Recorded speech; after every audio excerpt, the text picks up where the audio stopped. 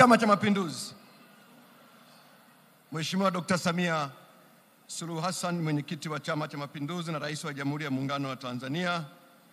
Mheshimiwa Dr. Hussein Ali Mwinyi, Rais wa Zanzibar na makamu mwenyekiti Zanzibar. Ndugu Stephen Masatu Wasira, makamu mwenyekiti Tanzania Bara. Ndugu Dr. Balozi Emmanuel Nchimbi, katibu mkuu. Mheshimiwa Jakaya Mrisho Kikwete, rais mstaafu.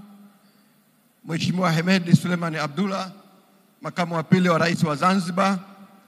Mheshimiwa Mohamed Ali Shein, rais mstaafu Zanzibar. Wajumbe wa kamati kuu, wajumbe wa halmashauri kuu, wajumbe wenzangu wa mkutano mkuu, CCM oye! Ndugu mwenyekiti, kwanza namshukuru Mungu kwa nafasi hii, lakini napoanza ni kushukuru sana wewe mwenyewe pamoja na halmashauri kuu ya taifa kwa kunipa nafasi hii ya kuzungumza katika mkutano mkuu maalum wa CCM. Ndugu mwenyekiti, hii ni ilani ya 7 ya uchaguzi mkuu tangu nchi yetu iliporejea katika mfumo wa vyama vingi vya siasa na kufanya uchaguzi mkuu wa kwanza wa vyama vingi mwaka 1995. Katika ilani zote hizi CCM imeongozwa na dira ya kuiona Tanzania yenye ustawi kwa wote, nchi inayozingatia na kuheshimu utu, haki na usawa, na taifa imara linalotegemea na kuheshimika kimataifa. Ndugu mwenyekiti na wajumbe wenzangu wa mkutano mkuu, kama ilivyo kwa vyama vingine vya siasa nchini, CCM ilishiriki na kushirikishwa kikamilifu katika mchakato wa maandalizi ya dira ya taifa maendeleo mwaka 2050. Hivyo basi ilani hii ni nyenzo ya CCM ya kuanza kutekeleza dira hiyo. Ndugu mwenyekiti, kabla sijawasilisha maudhui ya msingi ya ilani, naomba nieleze kidogo kuhusu mchakato wa kuandaa ilani hii. Sehemu kubwa ya ilani, maudhui ya ilani hii yametokana na maoni ya wanachama wa CCM, wananchi na wadau mbalimbali.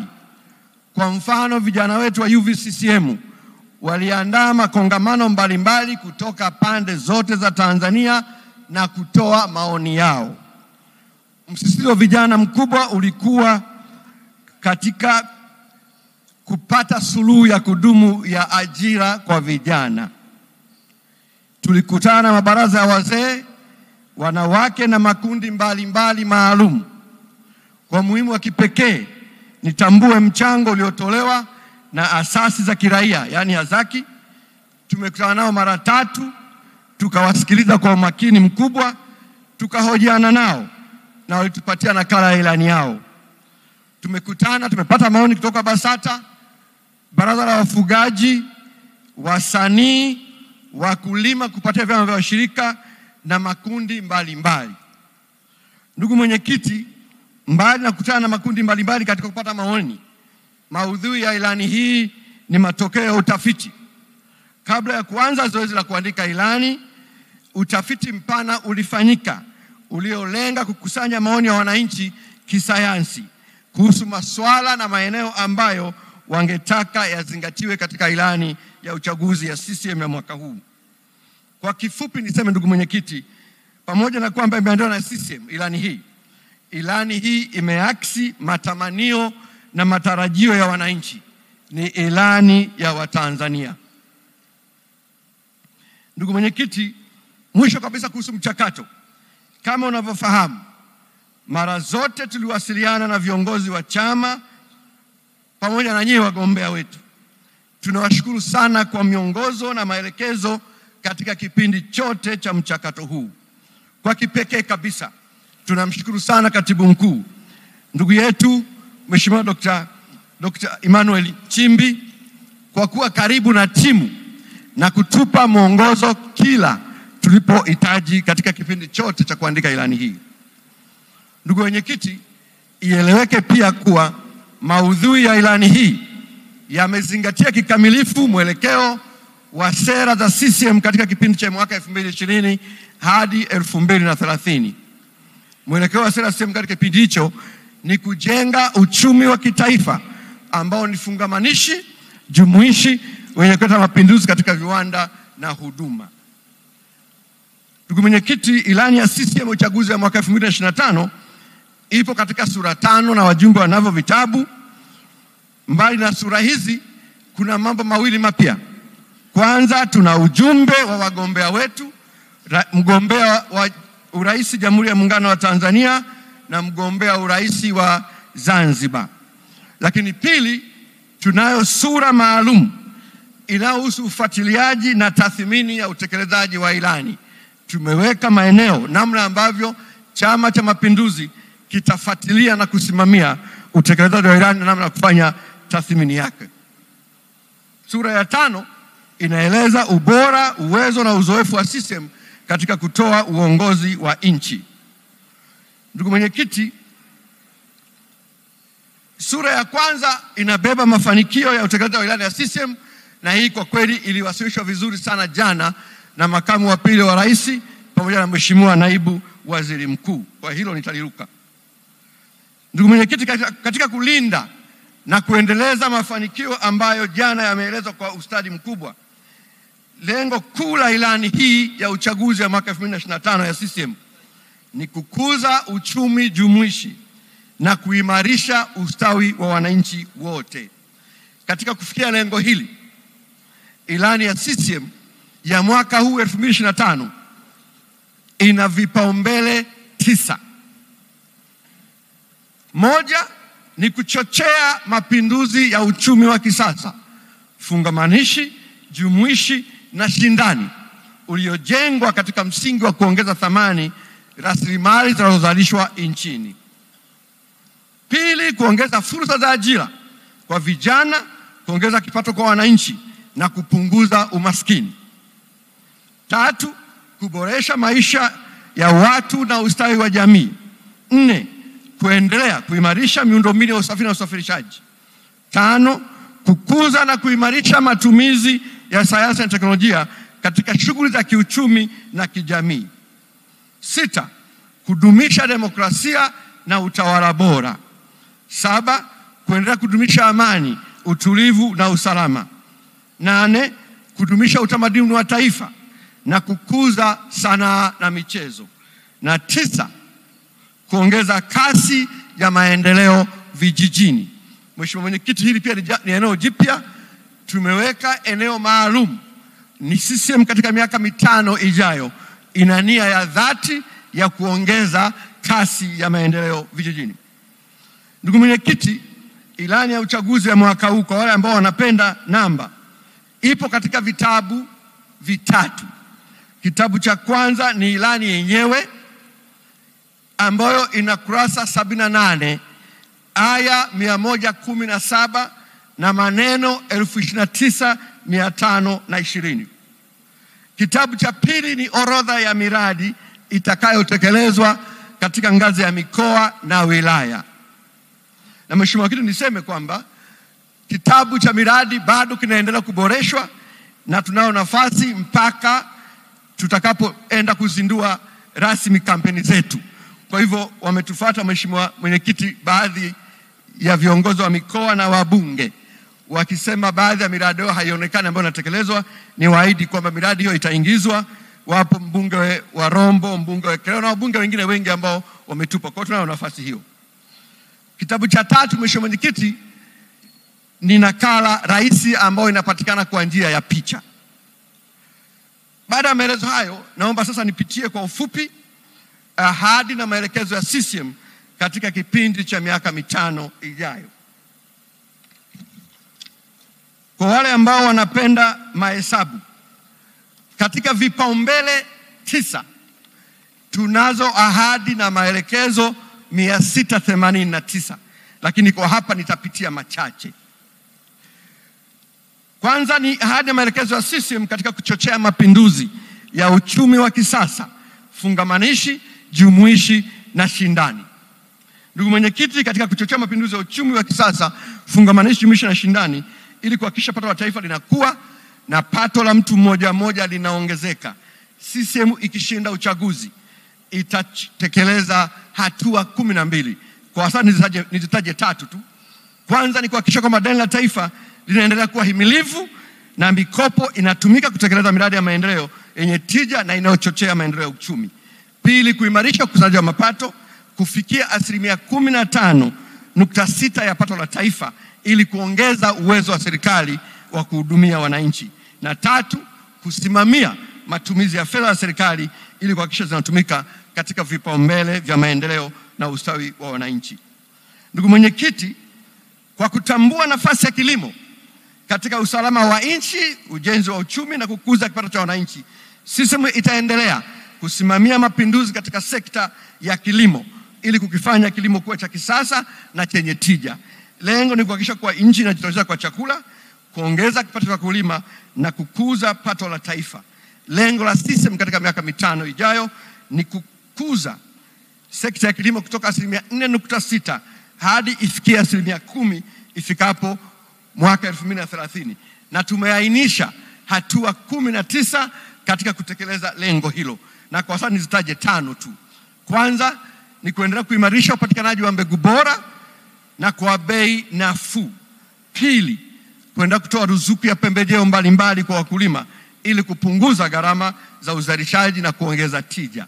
Tatu, kuboresha na kuongeza miundombinu ya umwagiliaji itakayoongeza eneo la kilimo cha umwagiliaji kutoka hekta za sasa 983.5 hadi kufikia hekta milioni 5 ifikapo mwaka 2030 ili kupunguza utegemezi wa kilimo cha mvua.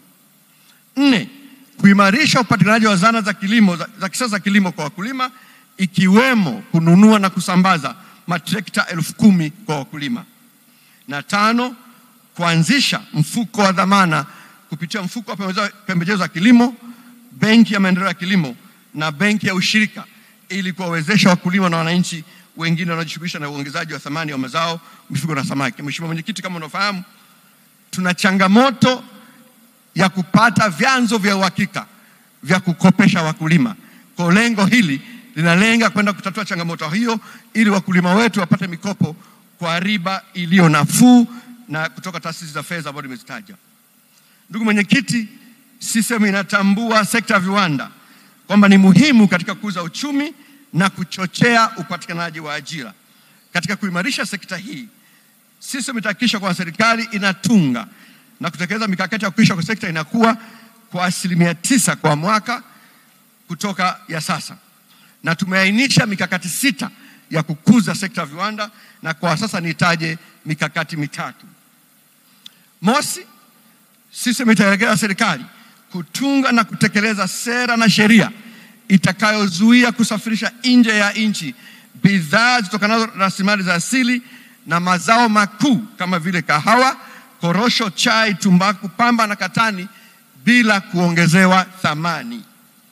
Pili, kubuni na kutekeleza mkakati wa kuanzisha viwanda vya kimkakati ikiwemo viwanda vya kuzalisha madawa, chuma, mbolea, ngano, sukari, mafuta ya kula, bidhaa za ngozi na mavazi kwa lengo la kujitosheleza kimahitaji katika bidhaa hizi. Na tatu, kuweka mazingira maalum ya kuvutia ujenzi wa viwanda vidogo vijijini kwa lengo la kufanya ongezeko la awali la thamani, yani primary processing, katika sekta za kimkakati zikiwemo kilimo, mifugo, uvuvi na misitu ili kuongeza fursa za ajira na kupunguza upotevu wa mazao. Ndugu mwenyekiti, CCM inatambua sekta ya madini ina nafasi muhimu ya kuchangia ukuaji wa pato la taifa na ni hazina ya taifa. Ili kuendelea kuimarisha sekta hii, tumeainisha mikakati 7 na kwa sasa niitaje miwili. Mosi, kufanya utafiti zaidi wa maeneo yenye madini na kuongeza eneo lililopimwa na kufanyia utafiti kutoka 16% ya sasa hadi kufikia angalau 50% ifikapo mwaka 2030 ili kuhamasisha uwekezaji katika sekta hii. Pili, kutokana na umuhimu wa nafasi yake katika kukuza uchumi wa nchi na wananchi kwa ujumla, serikali yetu imejaliwa kuwepo kwa madini adimu na madini ya kimkakati, yani strategic mineral resources and rare earth elements. Ili kuendeleza madini haya na kuhakikisha kwamba Watanzania wanafaidika, serikali itaelekeza serikali kutunga sheria na kanuni zitakazohakikisha kwamba wanaochimba madini haya ama ni Watanzania wenyewe ama Watanzania kwa kushirikiana na wabia kutoka nje. Serikali itaweka sera, sheria na kanuni zitakazohakikisha kuwa madini haya hayasafirishwi nje bila kuongezewa thamani ndani ya nchi ili kuzalisha ajira. Ndugu mwenyekiti, CCM inatambua kuwa umeme ni kichocheo muhimu cha ukuaji wa shughuli ya maendeleo ya kiuchumi na kijamii. Aidha, upatikanaji wa umeme wa uhakika kwa wananchi una mchango na nafasi ya pekee ya kupunguza umaskini. Kwa kuzingatia hali hii, katika miaka 5 ijayo, CCM itaenda kuisimamia serikali kuongeza kasi ya uzalishaji umeme na kuimarisha usambazaji wake, hususan katika maeneo ya vijijini, na kuhakikisha kuwa vitongoji vyote vinapata umeme ifikapo au kabla ya mwaka 2030. Lengo ni kuona kuwa kila kaya inakuwa na huduma ya umeme na kwamba panakuwa na umeme wa kutosha kwa ajili ya shughuli za uzalishaji. Ndugu mwenyekiti, CCM itaweka msukumo wa kipekee katika kutekeleza mkakati wa upatikanaji wa nishati safi ya kupikia kwa kuhakikisha kuwa asilimia isiyopungua 50 ya Watanzania wanatumia nishati hii ifikapo mwaka 2030 kwa kuchukua hatua zifuatazo. Mosi, kuhamasisha matumizi na uwekezaji wa nishati safi ya kupikia kwa kuweka vivutio ili kuimarisha matumizi ya nishati hiyo. Pili, kupunguza gharama za nishati, vifaa na majiko sanifu ya kupikia pamoja na kutoa elimu ili kuwezesha wananchi hususan wa kipato cha chini kutumia nishati safi. Na tatu, kuongeza wigo wa tafiti na ubunifu wa teknolojia zinazohusu nishati safi ya kupikia ili kusaidia upatikanaji wa vifaa na malighafi kwa gharama nafuu kwa wananchi.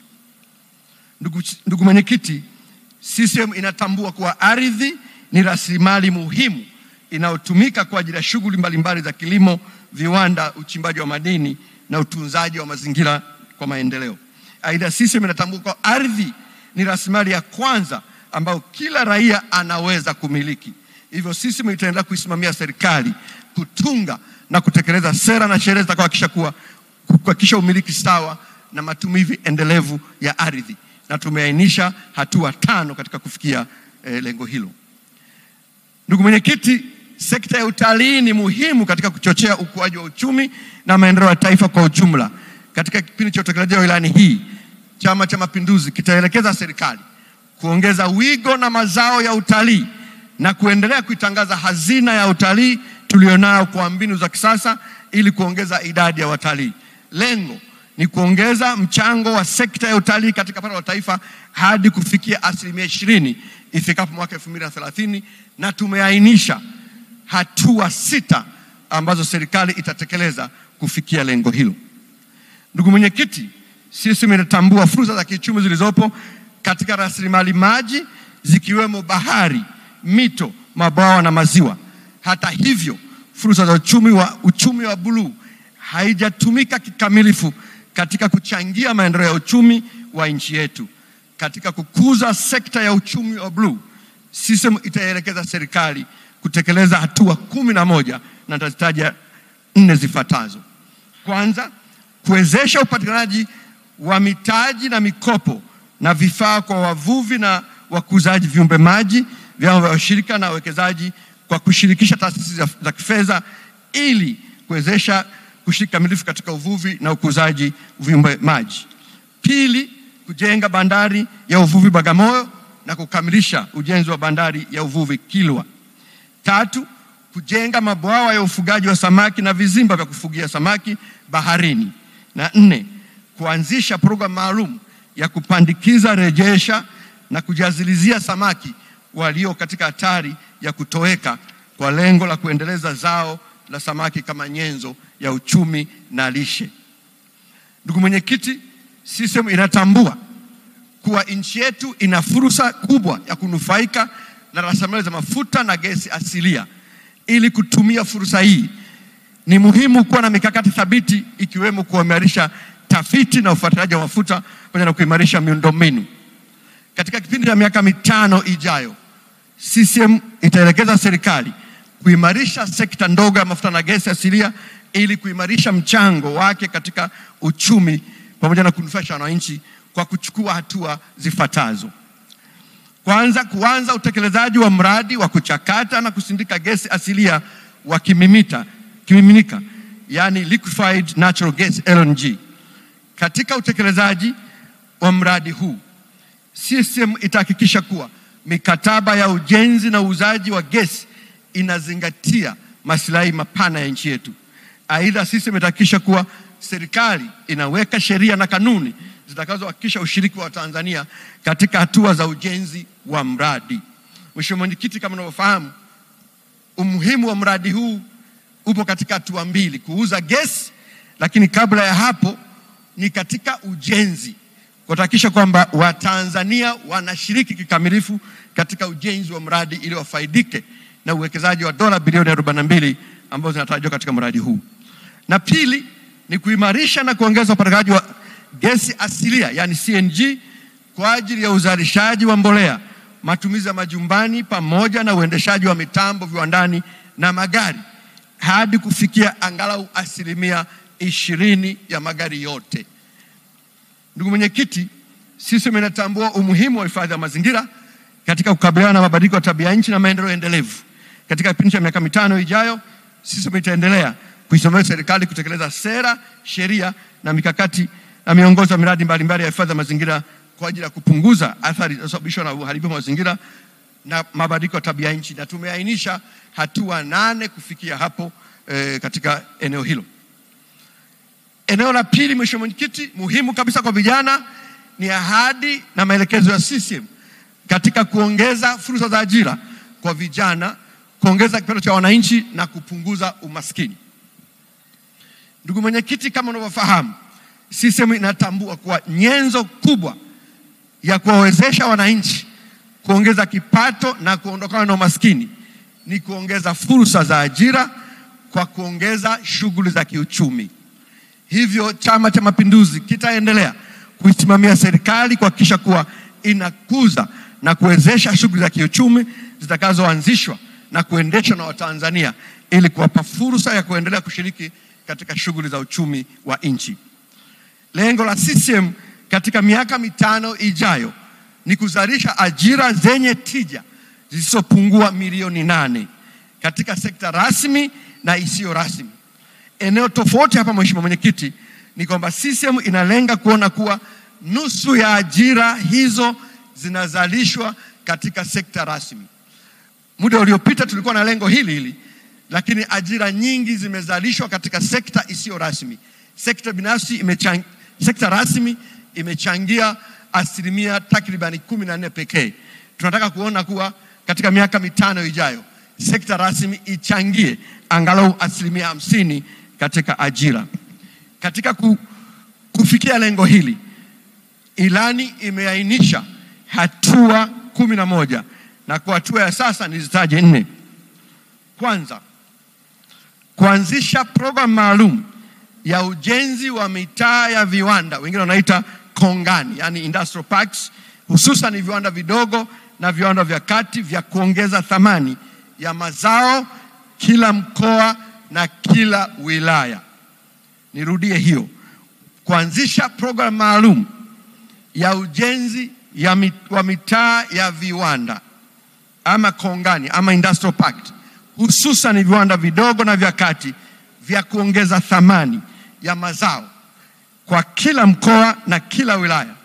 Serikali kwa kushirikiana na sekta binafsi itajenga angalau mtaa wa viwanda mmoja kila mkoa na kila wilaya, ikilenga kuongeza thamani ya mazao ya kilimo, uvuvi, ufugaji, misitu, madini na bidhaa za ujenzi kwa kuzingatia fursa za kijiografia kwa kila mkoa na kila wilaya. Lengo, Mheshimiwa Mwenyekiti, ni kuona kwamba nchi yetu inaachana na utaratibu wa kusafirisha mazao nje ya nchi ambayo hayajaongezwa thamani. Hii ndio njia pekee ambayo itatusaidia kuzalisha ajira kwa vijana. Pili, kuwawezesha wabunifu wanaoanzisha kampuni changa, yani startups, ikiwa ni pamoja na kuwapatia mitaji ya kuanzia, ujuzi, fursa za masoko na kuendeleza bunifu hizo. Tatu, kuanzisha utaratibu maalum wa wanafunzi wa elimu ya juu kutumia muda wao wa ziada kufanya kazi katika taasisi mbalimbali ndani na nje ya nchi. Mheshimiwa Mwenyekiti, tuna changamoto. Vyuo vyetu vya elimu ya juu na taasisi za elimu, wanafunzi wetu kwa sasa ni wana K3 tu: kula, kulala na kusoma. Tunataka tuongezee K ya 4: kula, kulala, kusoma na kazi, ili wanapomaliza mafunzo yao wawe na angalau na uzoefu na stadi, wakiingia mtaani waweze kujiajiri na kuajirika kirahisi. 4, kuweka mazingira wezeshi ya kisera na kimkakati kwa kuhamasisha uanzishaji na kuimarisha makampuni na vyama vya ushirika. Na 5, muhimu sana mwenyekiti, hii katika kuwajengea vijana uwezo wa kuajirika nje. Sasa hivi zimefunguka fursa za ajira nje ya nchi. Wakati nchi yetu ina vijana wengi, kuna nchi hapa duniani zina upungufu wa vijana na nguvu kazi. Lakini tuna changamoto kwamba vijana wetu wengi wanakosa fursa hizo kwa sababu ya kukosa sifa. Tumeweka utaratibu kwamba katika miaka 5 ijayo serikali ya CCM itaanzisha vituo vya mafunzo stadi maalum kwa ajili ya kuandaa vijana katika kushindana kupata fursa za ajira nje ya nchi, yani skills development centers for overseas employment. Eneo la 3, ndugu mwenyekiti, ni ahadi na maelekezo ya CCM katika kuboresha maisha ya watu na ustawi wa jamii.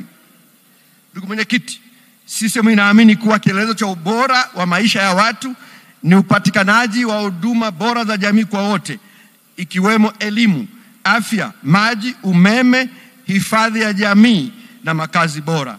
Katika miaka 5 ijayo, CCM itaendelea kusimamia serikali zake kuendelea kuwekeza katika kupanua huduma bora za jamii na kuweka mifumo thabiti ya ugharamiaji wa huduma hizo. Lengo ni kuhakikisha kuwa wananchi wote wanapata huduma bora za jamii na kwa gharama nafuu. Kwa upande wa elimu, CCM inaamini kuwa rasilimali watu ndiyo rasilimali kuu katika kuleta maendeleo. Ili kutumia rasilimali hiyo kikamilifu, taifa halina budi kuinoa ili kuimarisha mchango wake katika kuchochea maendeleo. Nyenzo muhimu ya kuinoa rasilimali watu ni elimu. Hivyo CCM itaendelea kuwekeza katika kupanua fursa na kuinua ubora wa elimu na mafunzo katika ngazi zote. Lengo ni kuhakikisha kwa mfumo wa elimu Tanzania katika ngazi zote unazalisha wahitimu wenye maarifa, stadi na ujuzi stahiki na uwezo wa kushindana kimataifa. Na ili kufikia lengo hilo, Mheshimiwa Mwenyekiti, tumeainisha hatua 10.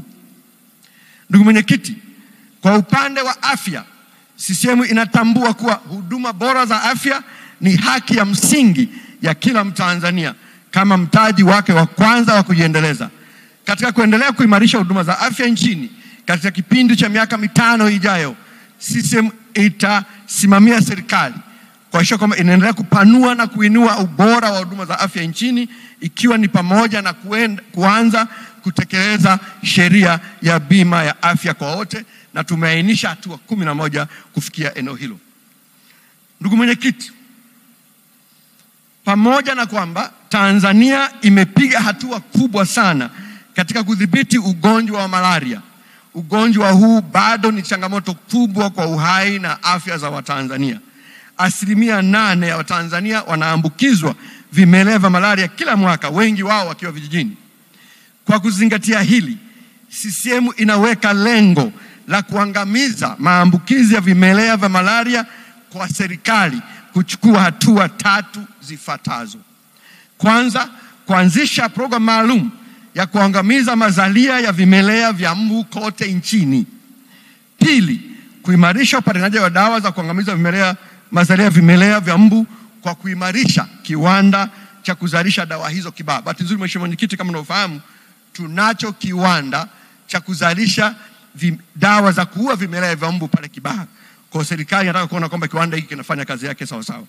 Na 3, tahakikisha kwamba halmashauri zote nchini zinatenga bajeti maalum kwa ajili ya kuangamiza mazalia vimelea vya mbu kwa lengo la kukomesha uwepo wa ugonjwa katika ardhi ya Tanzania, ugonjwa wa malaria.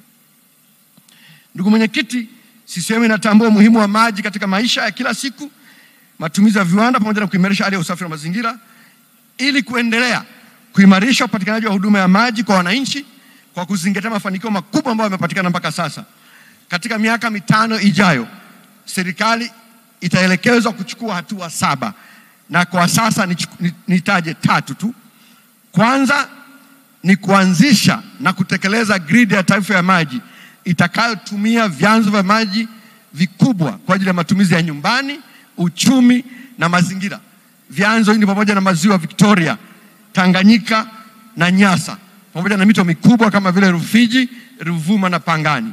Katika miaka 5 ijayo, serikali itajenga mradi mkubwa wa maji kutoka ziwa Victoria kuja Dodoma kupitia Singida. Mradi huu utakuwa na mabomba mawili.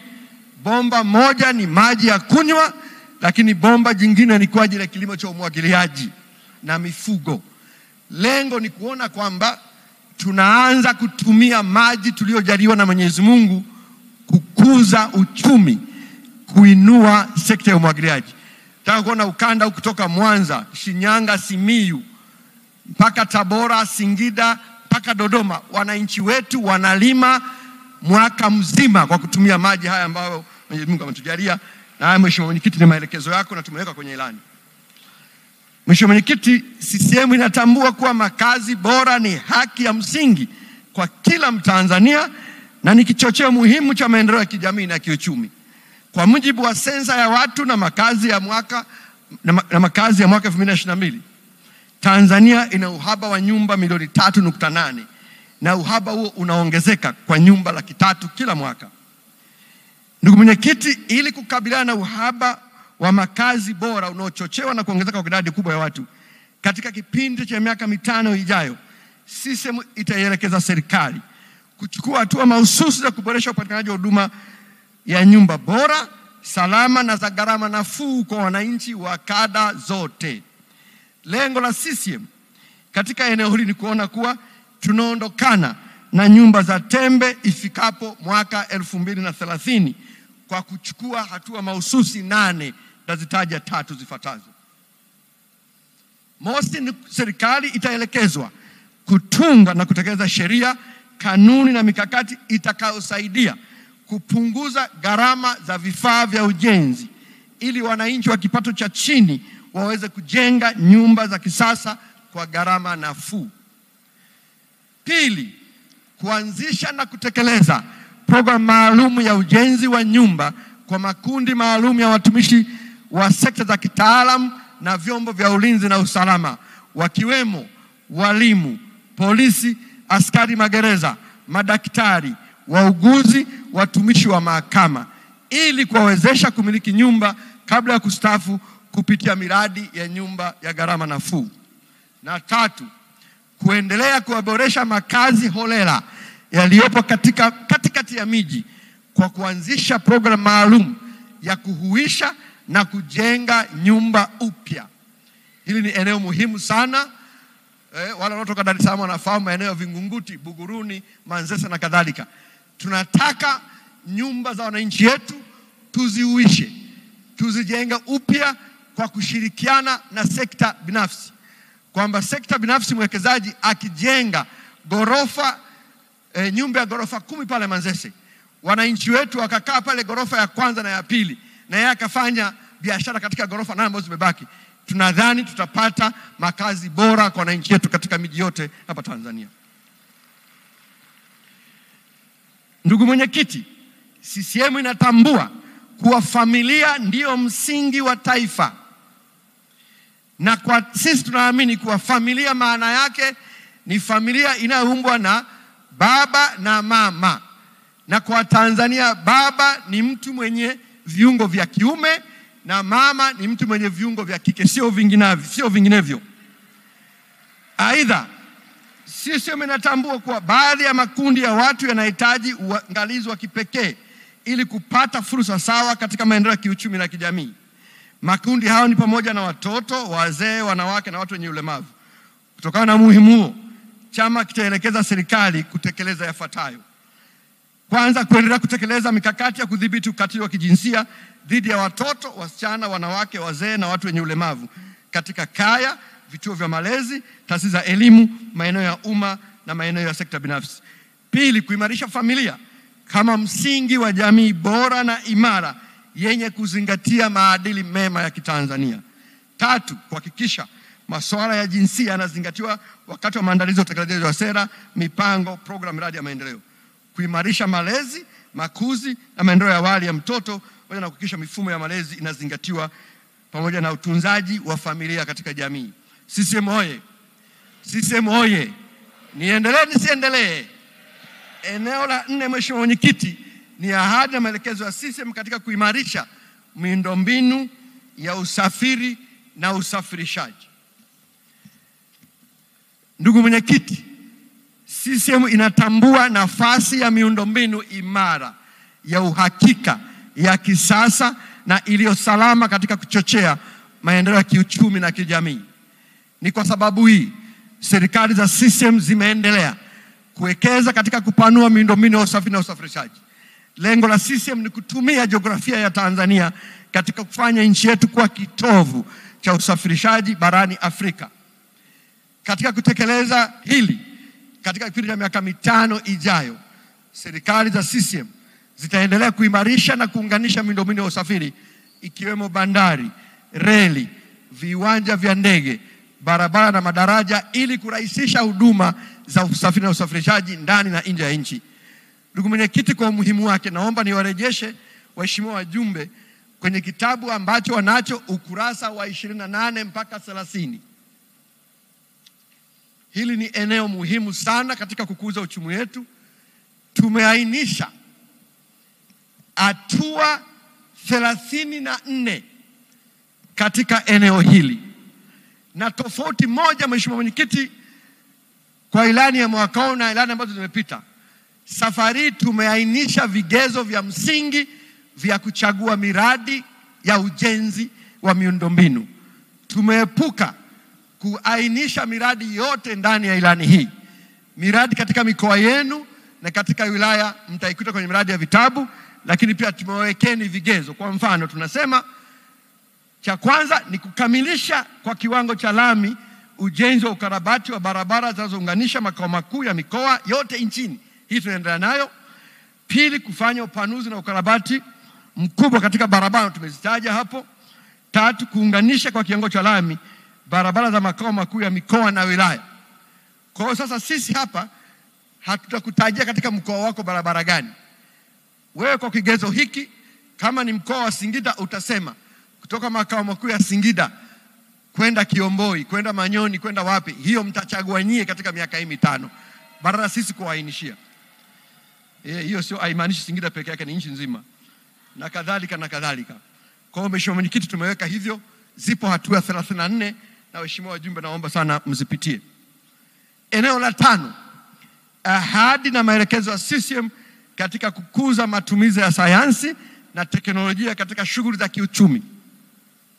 Ndugu Mwenyekiti, CCM inaamini kuwa sayansi, teknolojia na ubunifu ni vichocheo muhimu vinavyoharakisha kasi ya ukuaji wa uchumi ambao ni jumuishi, shirikishi na endelevu. Katika kipindi cha miaka 5 ijayo, CCM itasimamia uimarishaji wa matumizi ya sayansi na teknolojia katika kuchochea maendeleo ya kiuchumi na kijamii. Na tumeainisha hatua 12, naomba kwa ridhaa yako nitaje 3 tu. Kwanza ni kuimarisha upatikanaji wa huduma za serikali kwa njia ya dijitali. Lengo la CCM ni kuona kuwa angalau 50% ya huduma zote za serikali zitapatikana kidigitali kwa lengo la kuongeza ufanisi katika utoaji wa huduma. Mheshimiwa Mwenyekiti, miaka 5 ijayo tunataka kuona serikali inawafuata wananchi na sio wananchi wanaifuata serikali. Namna pekee ya kufikia lengo hilo ni kwa njia ya digitali. Kwa serikali itaelekezwa kuhakikisha kwamba huduma za serikali zinapatikana kidigitali ili mwananchi apate huduma alipo badala ya kufunga safari kwenda kwenye ofisi mbalimbali. Pili, kuwekeza katika miundombinu ya kisasa ya utafiti na ubunifu ili kuongeza mchango wa sayansi, teknolojia na ugunduzi na ubunifu katika maendeleo ya kiuchumi na kijamii katika ngazi mbalimbali za taasisi za elimu. Ili kufikia azima hii, serikali itaelekeza kuongeza bajeti ya utafiti na maendeleo, yani R&D, ili kufikia angalau 1% ya pato la taifa. Ndugu mwenyekiti, CCM inatambua kwamba hakuna njia ya mkato katika maendeleo nje ya kuwekeza katika sayansi na teknolojia, na hili ni eneo ambalo litapewa msukumo wa kipekee katika miaka 5 ijayo. 3, kuandaa na kutekeleza mikakati maalum ya kutumia teknolojia zinazoibuka, ikiwemo akili unde, yani artificial intelligence, matumizi ya robot na satellite, ili kuimarisha ufanisi na tija katika uzalishaji na utoaji wa huduma. Eneo la 6 ni ahadi na maelekezo ya CCM katika kudumisha demokrasia na utawala bora. Ndugu mwenyekiti, CCM inaamini kuwa misingi imara ya utawala bora, demokrasia, haki za binadamu na utawala wa sheria ni muhimu katika kuhakikisha taifa linaendelea kuwa na amani na utulivu kama msingi mama wa shughuli za maendeleo. Aidha, CCM inatambua mchango wa falsafa ya uongozi wa R4 katika kudumisha maelewano, mshikamano na umoja miongoni mwa wadau wa maendeleo nchini. Asante sana.